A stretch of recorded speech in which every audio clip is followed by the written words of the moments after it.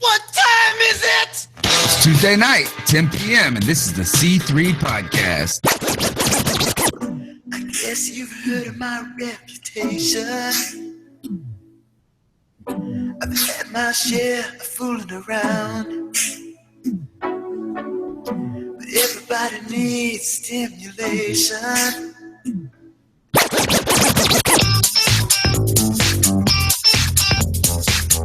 I had fun, man, just out, you guys joking, we working at the same time, putting the work in as a team. Like I said, man, I'm just glad to be with the guys, My favorite night of the week?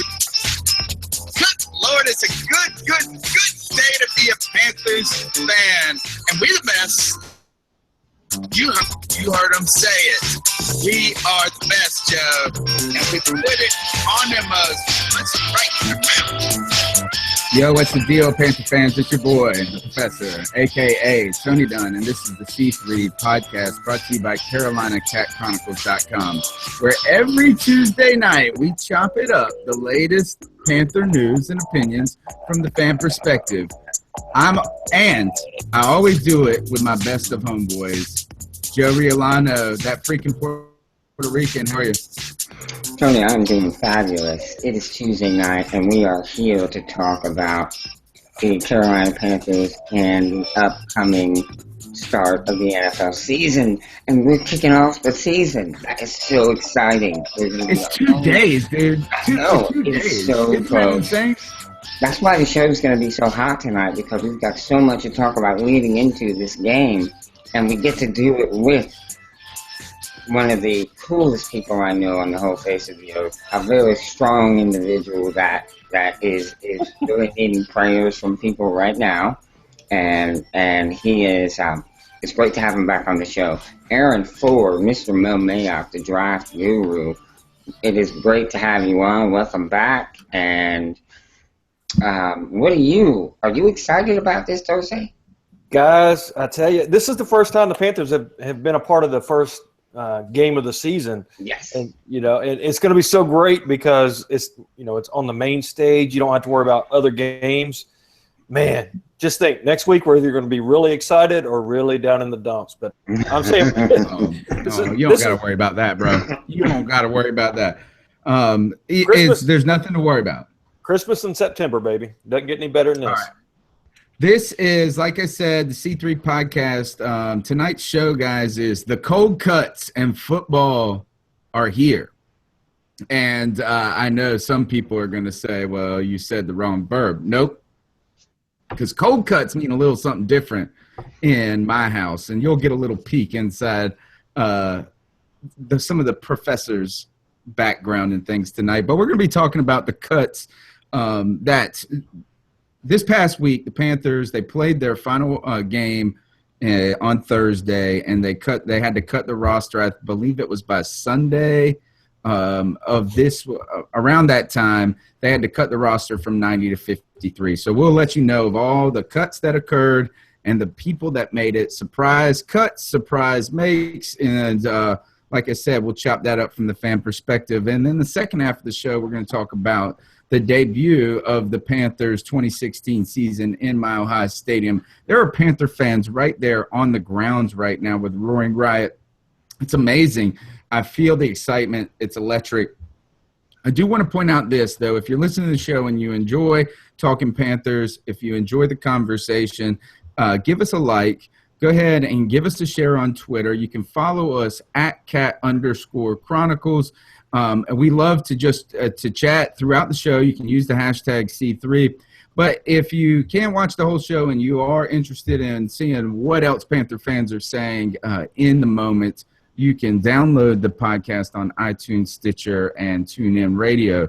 And, hey, if you're feeling really froggish, why don't you consider giving us $1 a month donation through Patreon. You can find the details in the show notes on YouTube or on the website. It can help us keep this podcast going, the website going, continue to build Panther Nation. Joey, like I said, they're Panther fans on the ground in Denver right now at Mile High, getting ready for the debut of the show. I mean, of the season, the debut of the show. The show's been rolling, baby. It's been rolling. But before we get to those Panther fans and the kind of temperature right now, because I want to talk about the weather, I want to talk about the elevation, these types of things, the Panther fans. This week, they cut the roster significantly. Among those, I think the most surprising name that we saw was Zach Sanchez, the Panthers. I believe it was a fourth-round draft pick, maybe? Fifth round draft pick. Part of that triple threat, the hat trick of The Three Amigos. yeah, cornerback. We did a whole show on the Three Amigos, man. I know. Now we can't even wear the sombreros, except for, you know what? We'll wear the sombrero when Mel's got to work. There you go. The Dos Amigos. Yeah. All right. So, Mel, did the name Zach Sanchez, when it came across the wire, did it surprise you? Yeah, it really did. It really did. I thought he was going to get a lot of quality time playing nickel this year, but I think what it had to do with is Worley earning the spot on the outside. It's terrible. Sorry. I mean, he has played awful. It can't be him. It's what it's looking like. Has it been that bad? Okay. Yes. He has. He's been awful. I mean, and I'm not that hard on the youngins, I don't feel like. He hasn't been very good. He hasn't. Am I exaggerating it, Joey? No, I don't think so. But at the same time, we don't know everything. We don't see all of what goes on in practice. We don't know what's going on in the classrooms. We just saw one game against a guy that they didn't have much film on, because I think he was relatively new too. That guy beat him up. Who a lot of people are high on, Tajay Boyd or whatever. Right. Tajay, anyway. Tajay something. Yeah. I tell you though, those first four games, we've been saying all summer long, guys, that the first four games, it's going to be a learning experience. We're going to have our young guys get burned. Mm-hmm. It's going to happen. It's going to be growing pains. Okay. All right. That is definitely going to be the case. There is going to be growing pains. But thankfully, we're playing Trevor Siemian. Right. That's one benefit. I always say early in the year, the defense is ahead of the offense. So that is another thing that will kind of be in our favor. All right. So, but Zach Sanchez, we got to say this, fifth round draft, I believe he was the first Panthers draft pick under the Dave Gettleman era to be cut in that year. Maybe we shouldn't be so surprised by this, to be honest. But he is on the practice squad. He is on the practice squad. He sounds motivated. It did surprise me a little bit, but I almost wonder what that tells you about other positions that they are trying to stockpile people in. And this is something that I've written about in the past, and we'll talk about later too, is that sometimes the cut that comes has very little to do with you, but other players on the team. Not that they're playing great. It could be depth. It could be injuries. It could be concerns with the strength of those teams that place. So maybe there's some things like that are influencing. But so we get to say this: Zach Sanchez is the first draft pick that has been cut by Dave Gettleman in the year he was drafted, until they did it to Bo Sandland 5 seconds later. This was not surprising to me. I saw this coming. I really, and we know that, what is it, Simonson had a good, a lot of people they picked on one or two drops, but I thought he had a good camp. He's been spoken of highly. This isn't that surprising either, and I don't believe any of these guys have been picked up on waivers. No, Sandland also has been put on the practice squad. So Sandland, Zach Sanchez, and the other one that some people put a lot of stock in was Garrett. Yeah. What's his name again? What's his first name? Kiaris Garrett. I was about to call him Keyshawn. So that again, I think Kiaris Garrett, he started off hot in the rookie camp. He slowed down in training camp and reminded everybody he's a rookie and let's pump the brakes for a moment. And then he finished very strong. So he stuck with it. He worked really hard. You saw him improving. You saw the Panthers go to him a lot in the preseason. They went to him 3 plays in a row in game 4 or something like that. Yeah, And I think he's got a bright future. I really do. But you were talking about getting squeezed in a numbers game. There's just so many wide receivers. I mean, that's what I have written down on the notes right here. Yeah. It was just a numbers game. No, it's okay. It's okay. The point is that this guy has it has less to do with him. We can't keep 7 receivers on this team, particularly with one like maybe Kiaris Garrett, who is minimally effective on like a special teams. Right. Man, am I excited about our boy Demir Bird. Man, does he look good as a punt returner. Wow. Not surprising at all. I had him as a lock. Now, I didn't have him as a lock going into camp, but he was making a lot of noise in camp. And then we get to the preseason, and I saw nothing but electricity every time he touched the ball. Yeah, man. I just hope we can find room for him to get some plays out there beyond just a punt returner. Right. Joey, do you think no, I don't even think we have room for him as a punt returner right now in the starting squad. Joey, how do you make – does Bird that's a good debate. I mean, Ted Ginn Jr., you think that they're going to go with him just because of experience. Well, I think that they will use Ginn in situational returns. I don't think he's going to be back there all the time. Frankly, he's older. He's not, he is not the thickest guy. So we want to minimize his hits. I think he'll be out there, but only in certain situations. I think we'll see more of Bird doing the bulk of the returning. That's an interesting debate. I'm interested to hear what people out there on Twitter think. Is it going to be Bird or Ginn back there on that first punt return? I want to get back to Zach Sanchez for a minute and say that I was surprised because of how he had a nose for the ball. He seemed to be around the ball a lot. He's one injury away. Yeah, he had like 2 picks, I think. Yeah, exactly my point. So that was surprising to me because those guys that have that nose for the ball, you want them on your team. Right. You want them on your team. Yep. So, I'm glad he did make the practice squad, and I'm glad he's got the right attitude as far as continuing to work, continuing to develop, and going to make this team next year, sort of thing. All right. And Kiaris Garrett, I like, physically, he has everything you want. Putting it out on the field and the mental acumen, maybe that's taking a little more time to develop.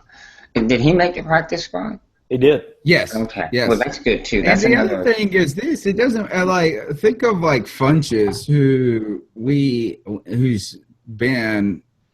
hasn't even developed yet. Right. Technically, you know what I mean? If you think about what most wide receivers do, it is abnormal for wide receivers to develop as fastly as they have in the past 3 years in the NFL.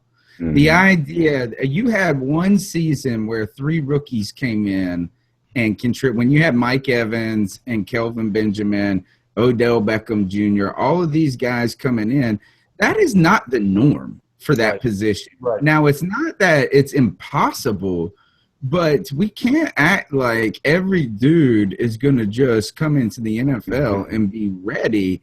And then you add on to that he wasn't drafted. There's a lot in the position crowding. That room is full of big bodies. Mm-hmm. Yeah. I mean, it's got big boys in there.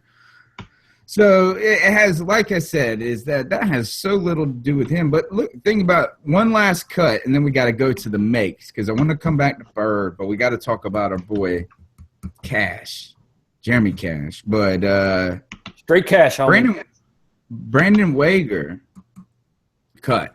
Fan favorite, disappointed a lot of people. He was practice squad eligible, and he didn't even make the practice squad. They didn't give it to him. I saw somebody on the internet say, "Do you think he rejected it?" Good point. But really, you're not going to turn down that. You might as well take the paycheck until somebody picks you up, right? That's $120,000 a year. I mean, you're not going to turn that down. I wouldn't. Hey, a more surprising cut to me though, Professor, was Kyle Love. He's a good daggum defensive tackle. He is good. He is good. Crowded again. Crowded position. It's a deep team this year, man. Deep team. I like it. No, well, except maybe some of that depth is misleading. All right. Let's talk about some of the guys that made it. Already, people from the very first moment the show started, people started chiming in. Burson is on this team again. This guy won't go away. He earned it, though. You can't give him – there's not enough penicillin shots in the rear end that can get rid of him. No. He did. He did. Look, I don't feel like we've been overly hard on him on this show. I do feel like we haven't been necessarily loving of him. But Burson will thrive he will do well on a team where he doesn't have to do too much. I think you see this as well with Ted Ginn. I think you see this with Philly Brown. These types of players are not going to be required to do as much as they did last year. You know, good point. But the question that I have with Ginn in this is that imagine if he only gets 3 footballs tossed his way. He's only going to catch 1 for 60. That'd be for a touchdown, I guess. But all right. Okay, so Burson, tell me why Burson made. You said he earned it, and you said that very I did. with certainty. Tell me why. 2 reasons. Number 1, he did not try to return a punt. Because if he would have tried to return a punt, he would have dropped it. Poor guy. That's not his fault, is it? Right. That's not his fault. Put him out in the damn game doing that, and they know he's stunk. It ain't his fault. He stinks at that. But that's right. The reason he did earn it is because he is Mr. Reliable. He reminds me, not the same body type at all, but he's a lot like Ricky Proehl was. He was always right where he was supposed to be every time, and he catches the ball. So, I mean, he's reliable. Cam knows where he's going to be. He can count on him. Unlike some of these other guys that are, running a little bit too far. They're rounding off their curls. They're not where they need to be. Sunshine knows how to get there. Oh, listen to this. Joey, you'll like this. Christina chimes in on Twitter, and you can follow Christina at ChrisAG1336. She says, Burson catches everything but kicks. That's true. Good point. So, but here's the problem here. What we got is one guy that can't field the ball when it's kicked to him, and Ted Ginn Jr., who can't field the ball when it's thrown to him. So, Joey, what's the solution for Ted Ginn Jr. with Cam Newton? It's really simple. Put in Bird instead. He doesn't even remember. Kick him the ball. Come on, Cam Newton. Kick him the ball. Nice. Ted Ginn Jr. the ball. That's all we got to do. And I know Cam Newton can do it. All right. Yeah, he can do it. The icon. He can do anything. Okay, so speaking of the cuts, I want to give you guys I got a little special surprise for you. So I wanted to talk to an expert about cold cuts, right? Because these cuts, this is a cold time in the NFL. So here's a little take. Called up an expert, an old Yankee on this. Oh, yeah? Cold cuts. Where do you get your cold cuts at? What kind of cold cuts I get ham. I have salami. I love salami. Swiss cheese. This is my grandma, by the way. So provolone, which is another form of a cheese. Yeah, when you buy cold cuts, you can only buy one kind, right? What do you mean only buy one? Oh, a Boar's Head? Yeah. That's the name of the brand. They're the best. The brand is Boar's Head. They're the best. Yeah. Okay. And use some roast beef, and then I slice tomatoes on the side, cucumbers, black olives, green olives, onions, and then potato salad and macaroni salad. Yeah, And and that's a nice platter. when's it? It's a cold cut platter, right? So I kept that. So I called my grandma because I needed some advice on cold cuts, Joe. Now, did you tell her you were recording that?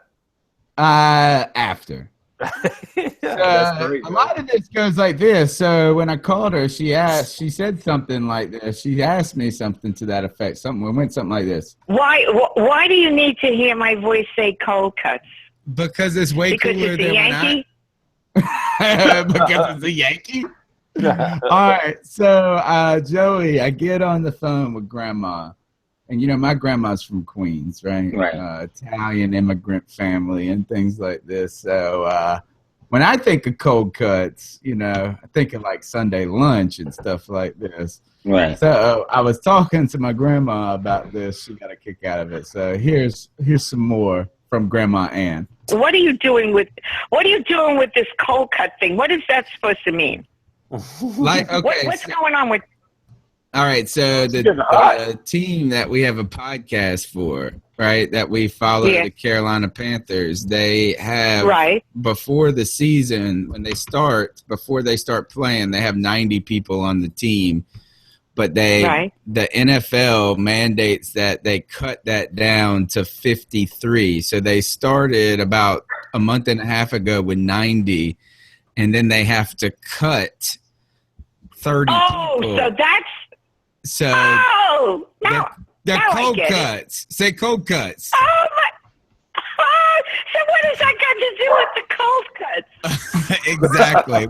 It's because we have fun with it. That's why. Because we make jokes about everything. So how are you gonna incorporate my silly way of saying cold cuts? It's not silly at all, and I'm probably just gonna clip you saying cold cuts, and for that 2 or 3 seconds, and play it.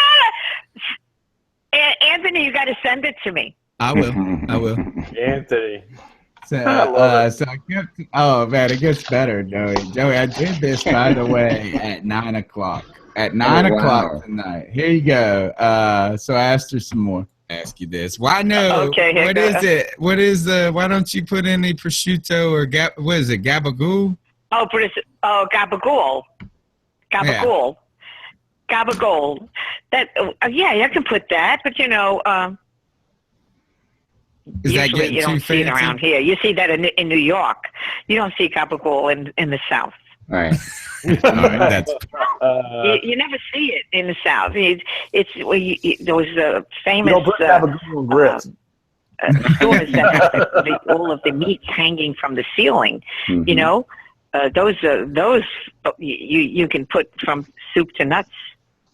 From soup to nuts, she said, go. But here, Joey, this conversation was just better. It just was so awesome. Listen. Cold cuts are all your processed meats, and you have them sliced in, and then you roll them, and you place it on the platter, and it's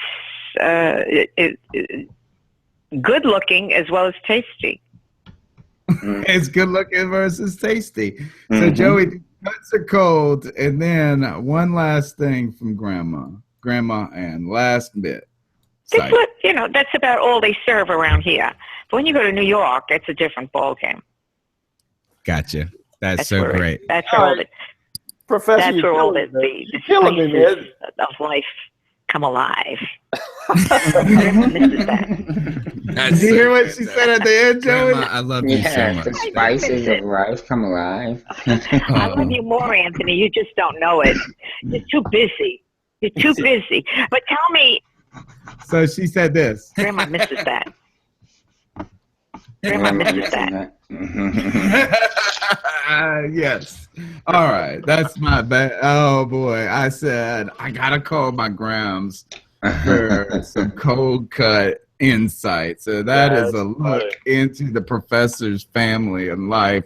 Grandma Ann, good Lord, I love that woman so much. She's so awesome. That is too cool, man. Good job. Okay, so let's talk about this. Is that we've talked, I think, I was going to say, I guess one last point about the cuts and things is any surprises for you? Burson, we're going to say no surprise. Mel says he earns it. But, another name up here I love to see, always ready, Teddy. Sweet Teddy Freddy. Teddy Williams is on this team, and everybody likes to trash on him. And it's always those, like, hipster Panther fans that like to trash on Teddy Williams. Yeah. Who? Teddy Williams. A lot of people just being like, he just gets penalties. Oh, man. Well, he's a gunner, dude. He's our gunner. He's a good special teams player. Mm-hmm. He's fast. All right. Am I wrong on this? I looked at the roster tonight before the show, and it says we kept 5 defensive ends: Charles Johnson, Coney Ely, Mario Addison, Ryan Dallaire, and Wes Horton. This is on Panthers. This is on Panthers.com, dude. What? I just saw we picked up another defensive end. September 3rd. So did we cut him after they posted that story? Yes. Okay. We got another defensive end. Okay. Who? His name's like Lamar something. Lavar something. Yep. I did not prep for him, so I don't know. But I think you're right. What's it? Somebody have Lavar or something. Somebody will send it to us on but Wes Horton got cut. So, okay, so when I pulled that story, because that story was published on September 3rd, that's happening between now. That's old news now, brother. Okay. No, I mean, all right, I didn't know how they made room for him, right? Is that, and so Horton. Which I am surprised they cut Horton, though, because he is a guy who sets the edge against the run, and the Broncos run the ball. Mm-hmm. That's a Gary Kubiak philosophy. So I'm really kind of surprised they let Wes All right, well, I think that's a good segue. Let's turn to this game, guys. It's 10:30, right at the half of the show. We're firing right along on time. And let's turn. The Panthers open up the 2016 season and going against the team that they last saw in the Super Bowl with a heartbreaking 24-10 loss. I think 24-10. I can't even look at the score. Like, I tried Googling it today, and it was just like, anyway, we fumbled our way to that loss. They didn't. We held them to no yards offensively. We're going against the Broncos to start the season in Mile High. Why does the NFL do this, by the way? And let me ask you, Joey, do you like the idea of the two teams that played in the Super Bowl playing to start the season? I honestly, yes. I do like the idea of having a rematch of the Super Bowl. I think it's just kind of cool. I think it, gives the team that lost a chance to not necessarily get revenge, but it is kind of to get revenge and to start the season off with a win. Now, am I crazy about them playing? And to start the season off with a win. Well played, sir. Am I crazy about them playing on a Thursday night? Not necessarily. I think really a Saturday night would be ideal in my opinion. But you got college football to go up against, so that's a problem. Anyway, yeah, I'd rather see them play, over the weekend at some point, but I do like the Super Bowl rematch, yes. Right on. Well, hey, and by the way, the defensive end that we picked up and released Wes Horton was LeVar Edwards. So it was LeVar. Where did he come from? Was he a cut from another team? He was. We claimed him off of waivers. And I will tell you in just a moment where he came from. Seems like Seattle, but let's see. No, with the Bills. So with the Bills, all their personnel change over, everything. So we picked him up there. He's 6'4", 275, but he's yet to record a sack in the NFL. He's played in 12 games. He's a big guy. Big dude. So Obviously, get him and see something in him. So we'll see how that turns out. But I like playing on Thursday night. I wish it was our only Thursday night game, but we do have 2 this year. I don't like Thursday night games in general because you got that short from Sunday to Thursday, and I don't think it's good for the players. But I like starting it out to start the season on Thursday night. And then Sunday, I can kick back, crack a beer or two, watch a bunch of games, and not be stressed. Hopefully with a big grin on my face, knowing that the Panthers are 1-0. What you think? I would be very cool with the Panthers being 1-0. That would be fantastic. So I think we're going to do predictions at the end. And that was one challenge I wanted to throw out there to you guys. I hadn't even discussed it with you off air, but I think this year we need to all pick all the NFC South games each week, keep a running total, and see who the champion is at the end of the year. Okay. Oh, well, that's going to be me. But, all right, I did see this is that I saw on Twitter is you can follow Ocean Drive Slim at Esoteric Cranium. He's a good follow, by the way. Yeah, he's an amazing Panther fan. I believe he's in Denver right now, which is legit. Also a member of the C3 Fantasy Football League. Yep. He very confident member, too. He said we play their – he said, referring to the game between the Broncos and the Panthers, he says we play their division. Didn't have anything to do with the Super Bowl rematch. Was our time to play that division. Well – he's right about that, but Thursday night game to start the season definitely that had to have been up to the NFL of when the game occurred. I don't know how I feel about it, guys. Like I feel like at no point does it helps the Panthers unless we just put a steamroll on their asses. But the Denver Broncos is not the team we played in the Super Bowl. Not at all. Not the same at team. All. And we're not that team. We're not the same team. But we are a lot closer. Well, we got Kelvin Benjamin, which we didn't have. And we have Ben Wickery, which we didn't have in the Super Bowl. Exactly. So it is totally different. different. We're better. I would say this is that theoretically we're a better team on paper than we were last year. We're in the Super Bowl, but they're not the same team. And on top of this is that I had to deal with this. You know JC De La Torre, right, Joe? Joe hates JC De La Torre, who is a Tampa Bay Bucks fan. And this is what you really got to deal with this game. No matter what, unless we just beat them like 90, like Alabama beat somebody. You know what I'm saying?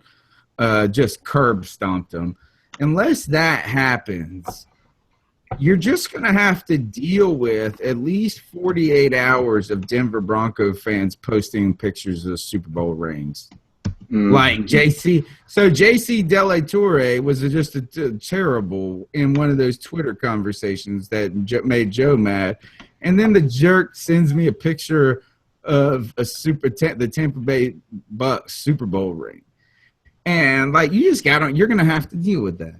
And that's why I'm upset about this game. To start it off. All right, I heard, guys, that it was going to be 53 degrees there. Ooh, that's nice. Good. How is that good, Joey? We've just been practicing in Spartanburg. They're going to feel rejuvenated. Yeah, that's good. Like, yeah, baby. Like they're in the ice bath? They're going to feel refreshed. No, it's not going to be as much as a physical toll on them because when you're in that heat and humidity, it's just sucking the energy. It's sucking all your electrolytes. I got to tell you, man. Back in. I got to tell you, I go to Denver, 4 or 5 times a year, and I got to tell you, the one thing that you really got to look out for is, your cardiovascular is totally different up there. I don't go running for miles and miles, but you go out for a jog or a hike or something. A mile or two into it, you're totally winded. Whereas here in Vegas, you could go a lot longer. It's just the air is so much thinner up there. So, man, seriously, you can go for a jog 1 or 2 miles and go a lot longer. Oh, dude, man. I could do that backwards. Shut up. That's really? Yes, sir. Come on out. I'll show Go you. on with your badass. Go on with your badass. I like that. I could have done that 2 years ago, like a champ. All right. So a lot of people are happy about the weather. The weather is strange. That altitude, I don't really know. Mel, tell us a little bit more about that. Like, It's just have you been to Denver before? Who, me? Yeah, I go 4 or 5 times a year. Yeah. Okay. I mean, I go there all the time, and it's just a lot thinner air. It's like, I don't know, you just get out of breath a lot quicker than you do anywhere else.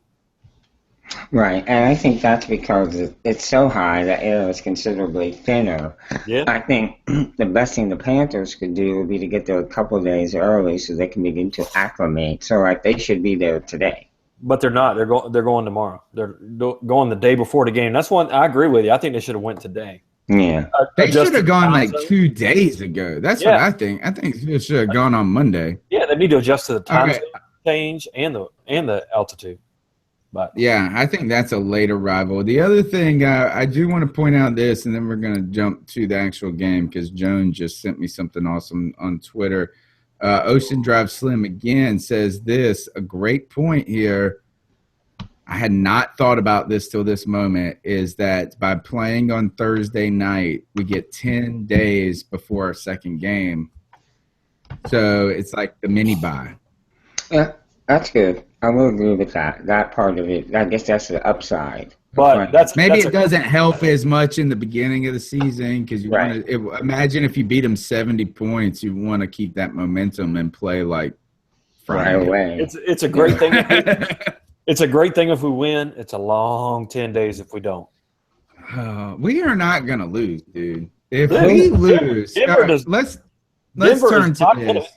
So they all of a sudden. Trevor Simeon. Trevor Jones just sent me Trevor Simeon's overall passing map on Twitter, and it looks like he threw for like 2,000 yards in his whole college career. How many yards did Peyton Manning have in the Super Bowl? Like 140. Yep. Exactly. So he doesn't have to do a lot. He just has to not make mistakes. Mm-hmm. Let their defense. He throws a pretty ball. I'm not gonna lie. I watched him play a couple of preseason games just for a minute, or like that stupid highlight reel they did. It was the highlight reel. I wish they had Mark Sanchez, the king of the butt fumble, out there playing. Honestly. All right, Joey. Tell me this. The Panthers, Joe. What are your thoughts? The Panthers are playing a guy who has never played an NFL down. He has never completed. No, that's not true. Pass. He did play NFL down, but it was the last play of a game, and all he did was do the kneel down. Really? Yeah. Yep, that's true. When? Last year. As a rookie. In the regular season or like again? It wasn't against us in the Super Bowl, was it? No, it's regular season. Yeah. But you're right. I was gonna be pissed at that would suck. That would suck. It's like the bukkake of endings. No, I think I like.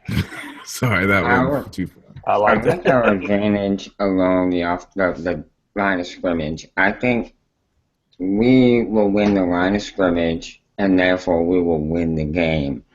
He is a young quarterback who hasn't, he has not seen a lot of game action. So we're going to be able to do some things to, I think, confuse him, make him hold the ball longer than he wants to. It still boils down to blocking Von Miller. Right. This game still boils down to that. No way. John said this on YouTube that the Broncos lost 8 to 9 starters from last year.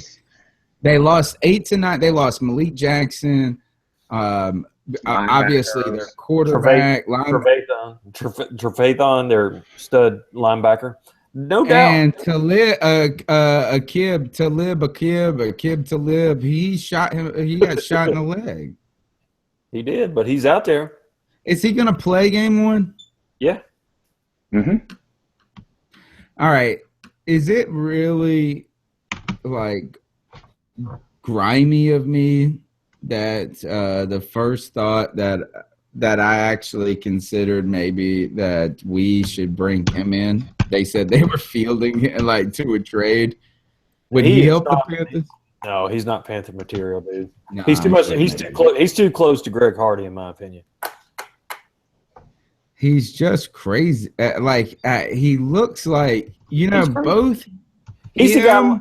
Remember last year? I'm sorry, I don't mean to talk over you. Remember last year in one of the highlights? He's the guy. I forget who he did it to, but he walked over and poked the guy right in the eyes between the face masks.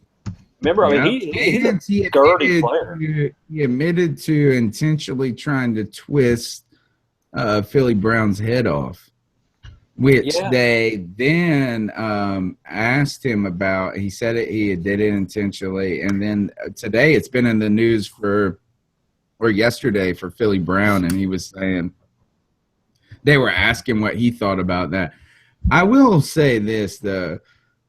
Try that shit against KB. Right. Philly Brown wants that. Try that mess against KB and see where you get. All right, so the last thing I want to say about that dude, other than thank you I like him for the Ice Up segment that we've done ever since that Patriots game in 2013. We've been doing the Ice Up segment ever since because of him and Steve Smith. The other thing is him and Chris Bosh kind of look like dinosaurs to me, like bird dinosaurs. Yeah, I agree. Both of those dudes have features related to bird dinosaurs. Just something that I think about a lot. All right. You crazy. No, it's true. It's true. It is true. It is true. So we got to play these jokers, and I think, Joey, that I saw today a story pop out that they are not worried. They said the idea was not Von Miller and Cam Newton, Mel, and also because you brought up Von Miller, is that they said that Gary Kubiak's plan was to stop Jonathan Stewart and Cam Newton in the run and force them to pass. Can they do that, A? And B, do they have the weaponry? Does that mean that they're more interested, that their strengths are more in the secondary right now? I think that's fair to say. They have an incredible secondary. Yeah, I think that's very fair. I mean, Bradley Roby is their nickel corner. You've had a man crush on him for many a year now. I know. That's cool. I respect that. There's nothing wrong with that, man. That's good. Damn, somebody on YouTube, Joe D, said literally tried to kill a father over a game. What is this talking about? I think that he's referring to our bird football player, bird dinosaur man, Akib. Akib Talib. I don't know. I always think of that damn Joey. What is it? Talib Kweli? Talib. I know, but I'm always thinking of that rapper, Talib Kweli.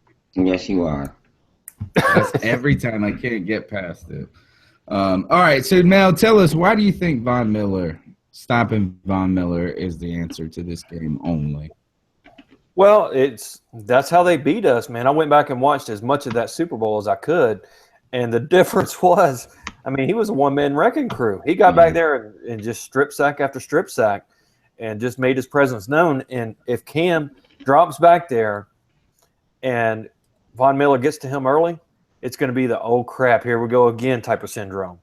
But if we block him, I mean, if you go back and look at that game, other than the referee in that game, the biggest difference in that game is we did not have a great scheme to block Von Miller. If we would have left Bowling Ball Tolbert in the backfield to double team and double block Von Miller, we win the ball game.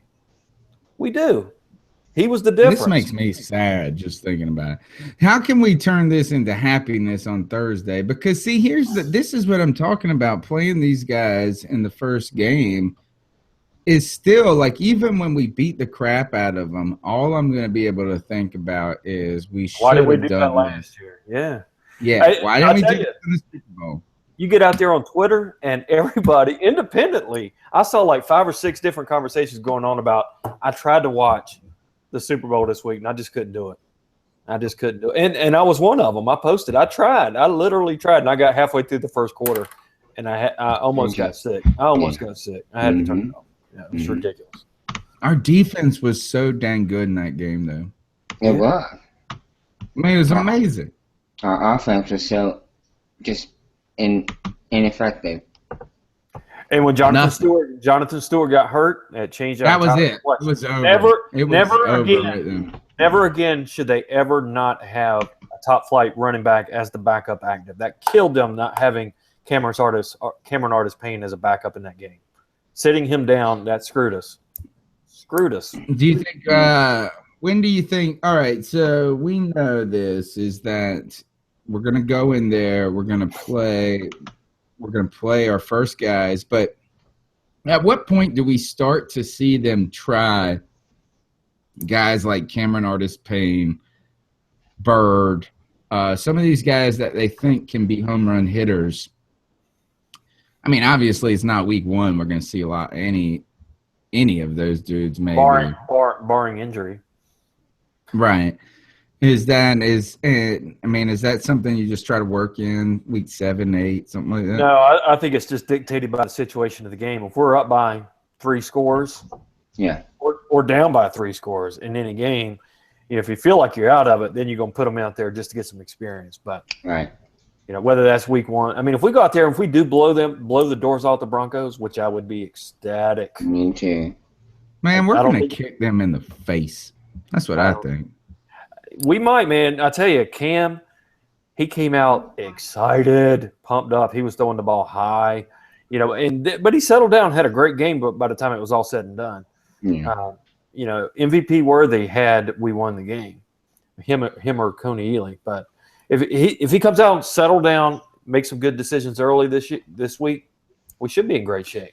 All right, I'm not happy with what you got. That's just so reserved. I mean, at no point are we going here as the Broncos are completely a different team. Well, you know what? Last year, every single week, I felt bad about the game. I was nervous. I didn't take anything for granted, except for 1 week. And you want to take a guess of what week that was? Atlanta, freaking Atlanta, right? So this year, I'm going to stay nervous every single week. I'm going to be if we don't do this, we're not going to win. And hopefully it pays dividends because I don't want to lose to those jerks Atlanta Falcons again. I tell you this. That was my fault. My fault that week. My theory is this, is that if we don't steamroll these dudes, we may need to be a little worried. And what I mean by that is we should make I hope, and this is what I truly believe. So let me get this straight. If we don't beat the defending Super Bowl champions in their backyard on opening day, the season's in trouble? Yes. I think we got to come out there and curb stomp these boys and make a statement to everybody. And, most importantly, to ourselves, that we ain't messing around. I think Thomas Davis kind of alluded to this a little bit in saying, look, I want to bring a ring for Mr. Richardson. Mm-hmm. That's what he said. He wanted to win a ring more for him than himself. And I feel like this. It's time. I don't know. And I'm not saying, I don't say is that if we lose, I'm going to be pissed. Me too. I'm going to be so fired up if we lose. And I won't say it's over. Not at all, but you know what? We got to beat the crap out of these mofos for ourselves. That's what I say. But if we lose, we're doing a Thursday night podcast. Late Thursday night podcast. Oh, God. Well, it's going to be marked explicit. Group therapy session like 2 years ago. Oh, no. Oh, my goodness. That was the worst. What was it, an 8-game losing streak? It was brutal. Oh, that was a rough run. All right, let's do this. Now, you will not believe this, guys. We're so close to football that we get to make our predictions. Yes. We haven't predicted anything about that's silly. All right, so we're here, and this week, that the On the Line series will be brought back out where we talk about the line. Anybody want to have a guess about what the line on this game is? That's 4. 4 for who? Carolina's getting 4. Very close. Very, very close. It was 3. Panthers are favored 3. Okay. So on the road, that's basically 6 points they're favored. Generally, that's what they say, is that home field advantage gives you a 3. Right. Right. So if it's a push, you're favored by 3 just for home field. So the Panthers are in there, but look at that. Am I the only one that's a little pissed that spread is only – why is that spread so close? Because they're the Super Bowl champs. They're the Super Bowl champs. And they're at home. To be the man, you got to beat the man, as Ric Flair says. Lord. We're not All the right. man yet. We're not the man yet. We All will right, be. Joey, hit us up with your prediction for this game. All right. This game, I'm thinking the Panthers 30-34 and the Broncos 13. You're kidding me. That's my pick. That's my really? exact pick. That is my – and look, I've got it written down on the – I've already typed up my on the line for the week. See, you guys So I'm here. You guys are in mid-season form, man. We were on. We were like on the same wave. Bro. All right, yeah. Mel, come on. What do you got for us? We're saying this. It's going to be kick in the face, 34-13. And it took a lot for me not to say like 41. I'm gonna be a little bit more reserved here. You know, my dog had to go to the vet today and get some shots. He's over here all laid out and chill. I'm feeling a little bit laid back, a little bit more reserved. It's going to be a defensive struggle, man. It's going to be two defenses shutting each other down. I'm going to say Carolina 17, Denver 9. Say it one more time. 17-9, Carolina. Wow, I like that score. All right, Bailey Black chiming in on YouTube, 24-20 for the Panthers. We got, I like this one, the artist formerly known as Carlton, 17-10. Yeah, that's close. 13-7. Joey, we're out of this world thinking that the Panthers are going to crush these guys. Their defense is still good, man. I'm telling you. 34. Here is a follow-up question from Mario. Joey, this is a great question and a very tough question. How many of these prediction points come from offense, and how many come from pick six, defense, fumbles, turnovers, etc.? Does our defense get into this in 34 points, or is that just a straight-up offensive whooping? No, I think the defense will contribute. More than will they put points on the board, or will they set it up? No, I think they're going to score. Wow, I like that. Bradbury with a pick six? In that boat. Put me in that boat. Who's getting the pick? We got to. I think it'll be a linebacker. Like Luke? Yeah, Luke, Thomas Davis. Yeah. Shaq Thompson? All right. That'd be good to see. Oh, my gosh. Oh, you know what? This is so exciting. This is so exciting. This is Christmas week, baby. Joe D says Luke will get an interception. This is like Christmas like Eve, baby. I know. I can't believe it's here just 2 days away, Thursday night. It snuck up on me, guys. It did. And this is why it snuck up on me is we had college football this weekend. Fun and nice to see football back on. And so I go back to work Tuesday.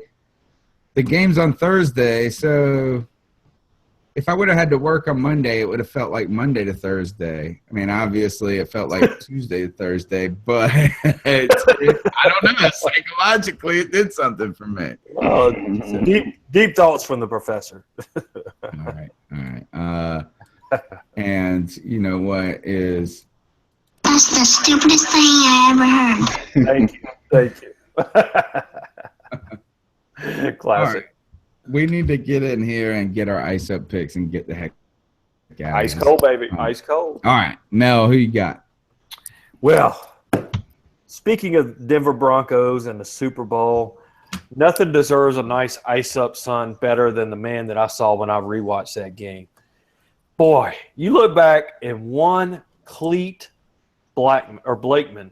You guys know who that is? Cleat Blakeman? No. Oh, Joe? Tight end? Oh. He is the official that, Oh, yeah. by the way, one Mr. Cleat Blakeman is 6-0. The Broncos are 6-0 in the 6 games that he's officiated Bronco games. Oh yeah, this is the dude where his like, wife is like in the owner's suite or some shit like that. Exactly. He's a Broncos fan, lives in Denver. They called twice as many penalties against the Panthers in the Super Bowl as they did against the Broncos.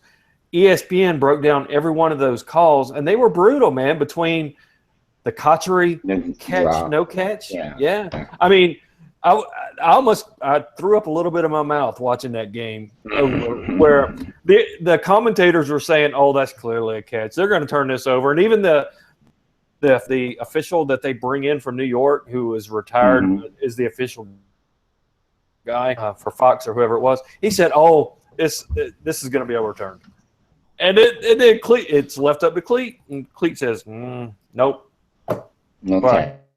Nope. So he also is the one that he called Peyton Manning down or threw an incomplete pass where Coney Ely actually touched him, and he should have been down before he got to it, and it saved him about 8 or 9 yards there at the end of the second quarter. I mean, there were 6 very controversial calls throughout that game. So, I mean, Cleat Blakeman, you stole my ring. You stole everybody in Panther Nation's ring. I really think, man, Cotchery's catch, no way. The next play, right? Von Miller strip sacks touchdown. Oh, just absolutely sickening. That changed the economy in Charlotte forever. We would be a Super Bowl city, baby. Yeah, but for that, Cleat Blakeman, you got to please just ice up son, and please, dear God, don't let him be the official in this game. I tried to look up and see who the officiating crew was for this game. I couldn't find it, but Cleat Blakeman. Word on YouTube breaking that he will not be there. This has been heard. That's a Cracker Jack crew out there on YouTube, man. Already posting on that. Shock Kid is upset that Charles Johnson blocked him for no reason. On Twitter. That's his ice up pick of the week. We need to start a movement to get Charles to unblock him. Charles didn't mean it, man. It was his PR guy messed up. Yeah, it was an accident. Who's your ice up pick? Ice up pick this week. It's easy. It's low-hanging fruit, guys, but I just feel like something needs to be said about it.